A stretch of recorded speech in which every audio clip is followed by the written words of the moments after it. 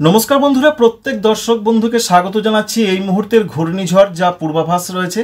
আজকে সকালের দিকে আরও শক্তি বাড়িয়ে সিভিয়ার সাইক্লোনিক স্টর্মের আকারে আসছে এবং যেটা আমরা দেখতে পাচ্ছি সেরকম একটা পজিশন কিন্তু চলে এসেছে এবং উপকূলের অনেকটা কাছে চলে এসেছে। এখনও পর্যন্ত যা পূর্বাভাস আমাদের হাতে রয়েছে তাতে আমরা যেটা লক্ষ্য করতে পারছি এই মুহূর্তে তার গতিবেগ প্রচণ্ডভাবে বাড়ার সম্ভাবনা আরও রয়েছে। দেখতে পাচ্ছি আমরা যা গতিবেগ থাকার সম্ভাবনা 80 কিলোমিটার এবং আজকে রাতের দিকেই আছড়ে পড়তে পারে অন্ধ্রপ্রদেশের কাঁকিনাড়া সংলগ্ন জায়গায়, এমনটাই জানিয়েছেন ভারতীয় আবহাওয়া দপ্তর। আর এই মুহূর্তের যা পূর্বাভাস রয়েছে প্রায় চেন্নাই থেকে 400 কিলোমিটারের আশেপাশে পূর্বে অবস্থান করছে, এমনটাই জানা যাচ্ছে। অন্যদিকে আরও জানা যাচ্ছে বিশাখাপত্তনম থেকে প্রায় 490 কিলোমিটার দক্ষিণ এবং দক্ষিণ পূর্বে অবস্থান করার সম্ভাবনা রয়েছে, যেখানে আছড়ে পড়তে পারে কাঁকিনাড়া থেকে তার দূরত্ব এই মুহূর্তে রয়েছে প্রায় 450 কিলোমিটার দক্ষিণ দক্ষিণ পূর্ব দিকে এবং উড়িষ্যা থেকে প্রায় দূরত্ব রয়েছে 650 কিলোমিটার দক্ষিণ এবং কিছুটা দক্ষিণ পশ্চিমে। এই রয়েছে ঘূর্ণিঝড় মন্থার এই মুহূর্তের পজিশন এবং সকালের পর আস্তে আস্তে সেটা উত্তর এবং উত্তর পশ্চিম দিকে এগোনোর সম্ভাবনা রয়েছে। আমরা দেখতে পাচ্ছি সেটা আরও গতিবেগ বাড়াচ্ছে এবং দুপুরের পর থেকে এর জন্য পশ্চিমবঙ্গের উপকূলবর্তী জেলাতে দমকা ঝোড়ো হওয়ার সম্ভাবনা রয়েছে। দেখতে পাচ্ছেন 24 পরগনা, মেদিনীপুর এদিকে হতে পারে, খড়গপুর রয়েছে, হলদিয়া রয়েছে, তমলুক রয়েছে, এছাড়া রয়েছে গঙ্গাসাগর, দীঘা, মন্দারমণি, এদিকে ঝোড়ো হওয়ার একটা সম্ভাবনা রয়েছে। তার গতিবেগ কতটা থাকতে পারে দেখার চেষ্টা করব। দেখুন 42 কিলোমিটার দেখা যাচ্ছে, তবে ভেতরের দিকের যে জেলাগুলো রয়েছে বর্ধমান, নদিয়া, বীরভূম, মুর্শিদাবাদ, বাঁকুড়া, পুরুলিয়া এদিকে ঝোড়ো হওয়ার সম্ভাবনা অতটা একদমই থাকবে না। ঝোড়ো হাওয়া হালকা হালকাভাবে দিতে পারে। আর জামশেদপুর যেমন রয়েছে, ধানবাদ, এছাড়া পার্শ্ববর্তী বেশ কিছু কিছু জায়গা, তার মধ্যে ঝাড়খণ্ডের জামশেদপুরে ঝোড়ো হওয়ার সম্ভাবনাটা বেশি রয়েছে। এই রয়েছে মোটামুটি ঘূর্ণিঝড়ের একটা আপডেট এবং আছড়ে পড়ার পর, অর্থাৎ আজকে রাতের দিকে আছড়ে পড়ার পর সেটা কিছুটা উত্তরমুখী হয়ে এগোবে, যার ফলে বৃষ্টিপাত আস্তে আস্তে বাড়তে পারে বাংলার দিকে, যখন বাংলার কাছাকাছি আসার সম্ভাবনা বা পূর্বাভাস রয়েছে।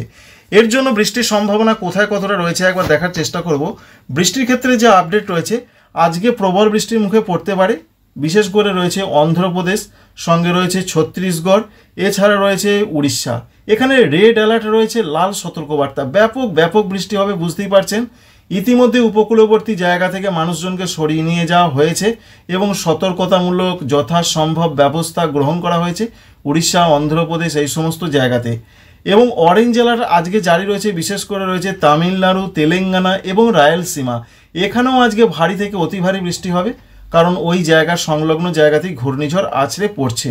এবং আগামীকালও রেড অ্যালার্ট জারি থাকছে উড়িষ্যা এবং অন্ধ্রপ্রদেশে। তাই আগামীকাল পর্যন্ত উড়িষ্যা এবং অন্ধ্রপ্রদেশে এই ঘূর্ণিঝড় মন্থা তার তাণ্ডব দেখাবে। তবে 29 তারিখে পর আস্তে আস্তে তাণ্ডব কমবে, 30 তারিখ থেকে আস্তে আস্তে কিন্তু বৃষ্টিপাত কমতে থাকবে কিছুটা করে। এবার আমরা দেখার চেষ্টা করব যে পশ্চিমবঙ্গের ক্ষেত্রে এর কি প্রভাব থাকার সম্ভাবনা রয়েছে। আজকের যা পশ্চিমবঙ্গের ক্ষেত্রে আপডেট রয়েছে, বলা হয়েছে যে উপকূলবর্তী দুটি জেলার কোনো কোনো জায়গায় একটু বিক্ষিপ্ত ভারী বৃষ্টি হতে পারে।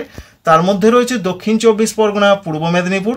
অন্যান্য জেলাগুলোর মধ্যে কলকাতা, হাওড়া, হুগলি, এছাড়া রয়েছে পশ্চিম মেদিনীপুর, ঝাড়গ্রাম। এখানে বিক্ষিপ্ত হালকা দু এক জায়গায় হালকা মাঝারি বৃষ্টি হতে পারে। তবে পূর্ব বর্ধমান, পশ্চিম বর্ধমান, এছাড়া রয়েছে নদিয়া, সঙ্গে রয়েছে বীরভূম, মুর্শিদাবাদ, এদিকে ততটা বৃষ্টির সম্ভাবনা নেই। মেঘলা আকাশ, হালকা বৃষ্টি হতে পারে। ঝাড়খণ্ডে আজকে হালকা বৃষ্টি হতে পারে।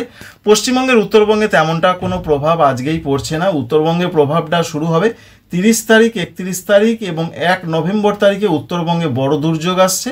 অন্যদিকে বাংলাদেশের ক্ষেত্রে যেমন রয়েছে খুলনা বিভাগের দিকে একটু মাঝারি ধরনের বৃষ্টি হতে পারে। এই রয়েছে আজকের পূর্বাভাস, মোটামুটি হবে। বুধবারের ক্ষেত্রে আগামীকাল যা পূর্বাভাস রয়েছে, পশ্চিমবঙ্গের দক্ষিণবঙ্গের উপকূলবর্তী কয়েকটি জেলাতে একটু ভারী বৃষ্টি হতে পারে। তার মধ্যে রয়েছে দক্ষিণ 24 পরগনা, উত্তর 24 পরগনা, পূর্ব মেদিনীপুর, পশ্চিম মেদিনীপুর, ঝাড়গ্রাম এবং হাওড়া। হুগলির কিছুটা জায়গায় মাঝারি বৃষ্টি হতে পারে।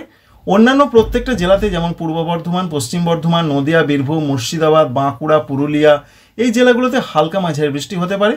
ঝাড়খণ্ডের ক্ষেত্রে যে আপডেট রয়েছে, ঝাড়খণ্ডেও যে ব্যাপক বৃষ্টি হবে 29 তারিখে তেমনটা নয়, তবে বৃষ্টি আস্তে আস্তে বাড়বে এবং 29 তারিখের পর আস্তে আস্তে দেখবো আমরা কি হতে পারে।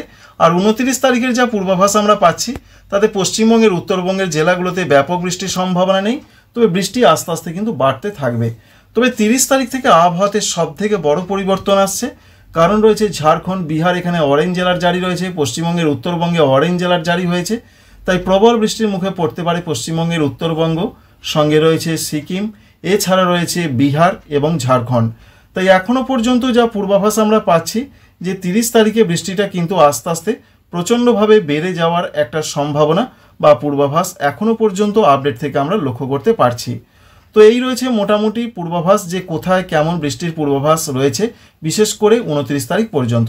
আর 30 তারিখে উত্তরবঙ্গের জেলাগুলোর মধ্যে বলা হয়েছে উত্তর দিনাজপুর, সঙ্গে রয়েছে দক্ষিণ দিনাজপুর, মালদহ, সঙ্গে রয়েছে দার্জিলিং, কালিম্পং, এছাড়া রয়েছে জলপাইগুড়ি, এখানে ভারী বৃষ্টির সম্ভাবনার কথা বলা হয়েছে। 29 তারিখের পর 30 তারিখে এরকম একটা সম্ভাবনা। 30 তারিখে যেমন আমরা দেখতে পাচ্ছি বাংলাদেশের ক্ষেত্রে রংপুর, রাজশাহীতে একটু ভারী বৃষ্টি হতে পারে, এরকম একটা পূর্বাভাস আমরা পাচ্ছি। এবং 30 তারিখে আমরা দক্ষিণবঙ্গের জন্য যে আপডেট পাচ্ছি, দক্ষিণবঙ্গে বলা হয়েছে 30 তারিখে পশ্চিম দিকের জেলাগুলোতে কোনো কোনো জায়গায় একটু বিক্ষিপ্ত ভারী বৃষ্টি হতে পারে। তার মধ্যে রয়েছে যেমন বাঁকুড়া, পুরুলিয়া, পশ্চিম বর্ধমান, এছাড়া পূর্ব বর্ধমান, বীরভূম, মুর্শিদাবাদ, এই জেলাগুলোতে কোনো কোনো জায়গায় বিক্ষিপ্ত ভারী, বাকি জেলাগুলো দক্ষিণবঙ্গের হালকা মাঝারি হবে। তাই দক্ষিণবঙ্গে কিছু কিছু জেলাতে একটু বিক্ষিপ্ত ভারী, মোটামুটি হবে হালকা মাঝারি বৃষ্টি। 30 তারিখ পর্যন্ত আমরা দেখলাম। আর বাংলাদেশের ক্ষেত্রে বিরাট কোনো প্রভাব 30 তারিখ পর্যন্ত আপাতত আমরা পাচ্ছি না, তবে 31 তারিখে বাংলাদেশে ব্যাপক প্রভাব পড়ার সম্ভাবনা রয়েছে এবং 31 তারিখে পশ্চিমবঙ্গের উত্তরবঙ্গে আরও বৃষ্টি বাড়বে। অরেঞ্জ অ্যালার্ট জারি রয়েছে। দার্জিলিং থেকে শুরু করে মালদহ পর্যন্ত প্রত্যেকটা জেলাতে ভারী অতি ভারী বৃষ্টি হবে 31 অক্টোবর শুক্রবার তারিখে। সঙ্গে বাংলাদেশের ক্ষেত্রে রংপুর, রাজশাহী, ময়মনসিংহ বিভাগের দিকে ভারী বৃষ্টি, রংপুরে অতি ভারী বৃষ্টি হতে পারে। অন্যদিকে রয়েছে বিহার, পূর্ব উত্তরপ্রদেশ, ঝাড়খণ্ড, এদিকেও ভারী অতি ভারী বৃষ্টির চান্স রয়েছে 31 তারিখ শুক্রবারের দিকে। তাই শুক্রবার থেকে বৃষ্টিটা ভয়ঙ্করভাবে বাড়বে বিহার, ঝাড়খণ্ড, পূর্ব উত্তরপ্রদেশ, পশ্চিমবঙ্গের উত্তরবঙ্গ এবং সিকিমের দিকে।